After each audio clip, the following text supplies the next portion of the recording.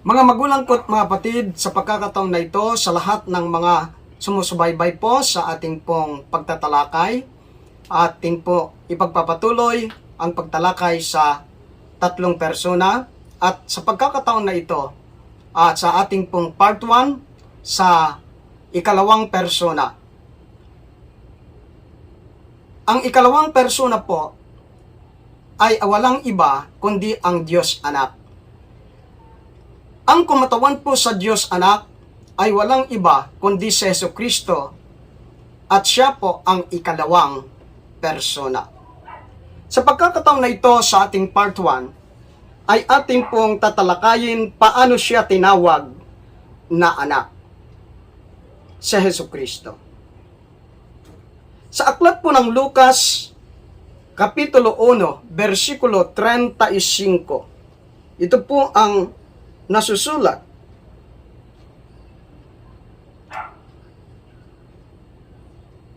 Aklat po ni San Lucas, Kapitulo 1, 35.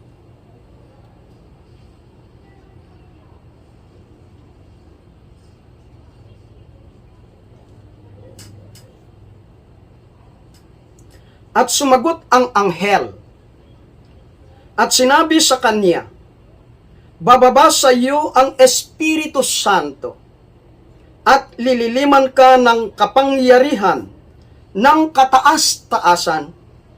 Kaya naman, ang banal na bagay na ipanganganak ay tatawaging anak ng Diyos. Sa talata ay maliwanag po na sinasabi ng anghel kay Inang Birhen Santa Maria Gumamela Celis ang mga bagay na ito na sinasabi at sinabi sa kanya, bababa sa iyo ang Espiritu Santo at lililiman ka ng kapangyarihan ng kataas-taasan. Ano po ang banggit? Lililiman ka ng kapangyarihang ng kataas-taasan.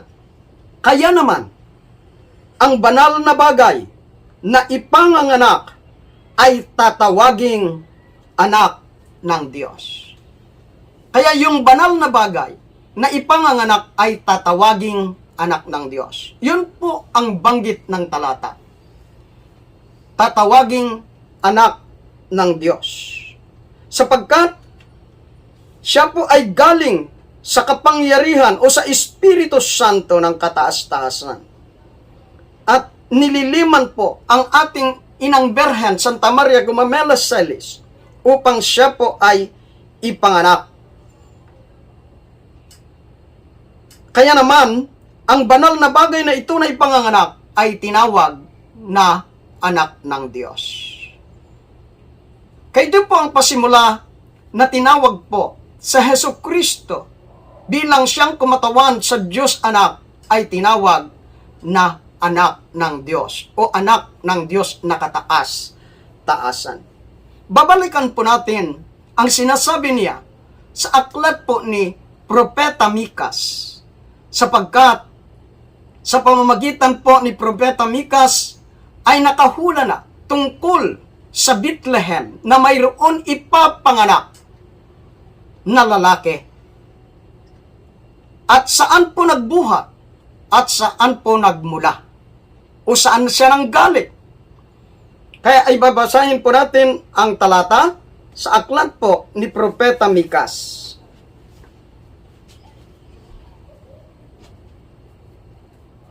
Kapitulo 5, versikulo 2.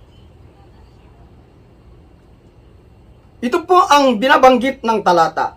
Ngunit ikaw, Bethlehem, Ephrata, na maliit upang lumagay sa libo-libo ng Huda, mula sa iyo ay lalabas sa akin ang isa na magpupuno sa Israel, na ang pinagbuhatan niya ay mula ng una, mula ng walang hanggan. Kaya ano po ang binabanggit tungkol sa Bethlehem na kung saan ipinanganak o isinilang sa Jesucristo na tinanglawan ng marikit na tala sa umaga sa silanganan? Maliwanag po na sa Bethlehem, na ang banggit ng talata, ngunit ikaw Bethlehem, Ephrata, na maliit upang lumagay sa libu-libo ng Huda, mula sa iyo, sabi niya, ay lalabas sa akin. Saan magbubuhat? Ang isa na magpupuno sa Israel, na ang pinagbuhatan niya ay mula ng una, mula ng walang hanggan. Ito po yung Diyos na katastasan, animasula, walang pinanggalingan, walang pinangbuhatan, o walang pinagsimulan. Sapagkat ang Diyos na makapangyarihan sa lahat, ay siya pong nagsabi po sa Bethlehem na lumagay po sa Huda na mula dito ay lalabas ang isa na magpupuno sa Israel. Hindi lamang po naging puno ang tawag po sa ating Amang Hesukristo, kundi siya po ay hari sa Israel. Kaya nga nung panahon na siya po ay malapit na po siyang ibayubay sa krus ng Kalbaryo, ay tinanong ni Poncio Pilato, ikaw ba ang anak ng Diyos? Sabi niya, ikaw ang may sabi. Kaya nga, ito po ay nagpapatunay na sa Hesukristo na ipinanganak sa Bethlehem na tinanglawan ng marikit na tala sa silangan ay tinawag na anak ng Diyos. Darako po tayo sa aklat ng Hebreo, sa Bagong Tipan, Kapitulo 1, versikulo 5.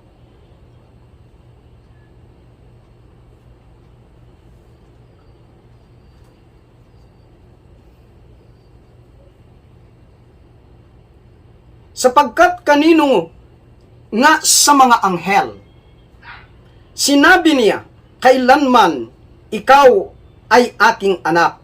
Ikaw ay aking ipinanganak ngayon, at muli ako'y magiging kanyang ama, at siya'y magiging aking anak. Maliwanag po na sinasabi niya sa talata na sapagkat kanino nga sa mga anghel, sinabi niya o sinabi ng Diyos na makapangyarihan sa lahat, o Diyos na kataas-taasan, kailanman ikaw ay aking anak.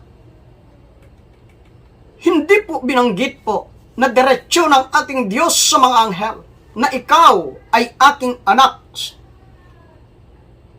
Ang binabanggit lamang po ng talata ay walang iba kundi ang ating Panginoong Hesukristo, na binabanggit niya na kailanman hindi niya sinabi sa mga anghel na ikaw ay aking anak, ikaw ay aking ipinanganak ngayon, at muli ako'y magiging kanyang ama, at siya'y magiging aking anak. Kaya, yung Diyos na Ama na makapangyarihan sa lahat na nagsugo sa Kanya, yun po ang tinutukoy po niya nang nagsabi sa Kanya na ikaw ay aking anak, ikaw ay aking ipinanganak ngayon, at muli, sabi niya, ako'y magiging kanyang ama, at siya'y magiging aking anak. Isa pa pong talata sa aklat pa rin po ng Hebrews, Kapitulo 5, versikulo 5.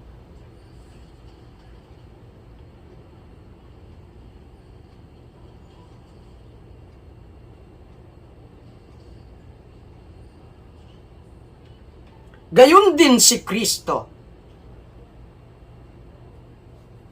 man ay hindi nagmapuri sa kanyang sarili upang maging dakilang saserdote, kundi yaong sa kanya ay may nagsabi, ikaw ay aking anak, ikaw ay aking naging anak ngayon. Napakaliwanag pang talata tungkol po kay Kristo na binabanggit po ng ating Diyos na mapangyarihan sa lahat, na gayon din si Kristo man ay hindi nagmapuri sa kanyang sarili upang maging dakilang saserdote, sapagkat ginawa po siyang dakilang saserdote na ayon sa pagkasaserdote ni Melchizedek, na walang pinagmulan at walang pinanggalingan. Na dito ay binabanggit ng talata, ikaw ay aking anak. Ikaw ay aking naging anak ngayon. Napakaliwanag po ang banggit ng talata. Na kung babalikan natin sa mga anghel ay hindi po sinabi ng Diyos sa kanila na sila po'y mga anak, kundi ang ating Amang Hesukristo ang tinutukoy po ng talata. Sapagkat maliwanag po sa kanyang sinabi na diretso, gayon din si Kristo man ay hindi nagmapuri sa kanyang sarili upang maging dakilang saserdote, kundi yaong sa kanya ay nagsabi, yung yaong sa kanya nagsabi, walang iba kundi ang Diyos na katastasan, ang ating Amang omnipotente, animasula, na ang sinasabi niya, ikaw ay aking anak, ikaw ay naging aking anak ngayon. Mga magulang ko't mga kapatid, ito po ay patunay na kung papaano tinawag na anak po ang ating Amang Hesukristo. Sa kanyang pagkakasugo, bilang siya po ay sugo, bilang anak, o Diyos anak. Kaya pakahalaga po na maintindihan natin kung paano siya tinawag na anak, katulad po sa ating pong tinalakay sa part 2 ng Diyos Ama na si Moses, paano siya tinawag na ama at paano siya tinawag na Diyos na ginawa sa ibabaw ng lupa ng ating Amang kataas-taasang Diyos animasula, Diyos na walang pinanggalingan o pinagmulan. Kaya maraming salamat po. Ito po ang ating pong part 1 sapagkat isisiris po natin ang talakay po natin sa ikalawang persona sapagkat mahaba-haba po ang talakay po nito. Kaya itutuloy po natin ang part 2 nito na maintindihan po natin mula sa hula hanggang sa ipanganak po si Hesukristo sa ilalim po ng katuparan ng hula tungkol sa kanyang pagkapanganak at bilang siya po ay anak, ay paano po siya ay isinugo sa ibabaw ng lupa upang magbigay ng kaligtasan sa bayan ng Israel. Kaya sa pagkakataon na ito ay atin po muling pinuputol po ang ating pong pagtatalakay sa ating part 1 upang sa gayon po ay hindi po masyadong mahaba ang ating pong talakay sapagkat marami po tayong konsumuhin na mga oras po. Maraming salamat. Magandang gabi po sa inyo lahat, mga magulang ko at mga kapatid.